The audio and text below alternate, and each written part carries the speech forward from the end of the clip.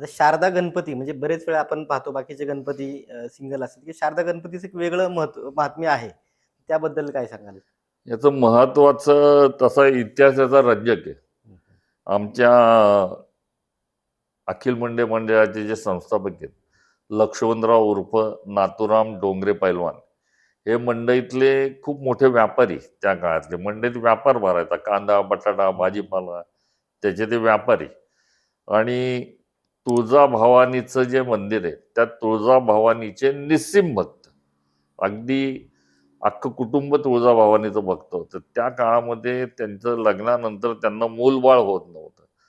मग त्यांनी विचार केला, तुळजाभवानीला आपण नवस बोलायला जाऊयात. म्हणून ते तुळजाभवानीच्या मंदिरात तिथे गेले. जेव्हा आपण पायऱ्या उतरून खाली जातो, तेव्हा समोरच यज्ञ मंडप. हं, हं, हं. त्या यज्ञ मंडपाच्या कळसामध्ये शारदा गजाननाचं शिल्प आहे. अरे बापरे! तुळजाभवानीला नवस बोलण्याच्या आधी त्या शिल्पाला ते नवस बोलले, हं, हं. त्या गणपतीला तिथल्या, की मला मूलबाळ होऊ दे, अशाच पद्धतीची मूर्ती मी पुण्यामध्ये स्थापित करीन.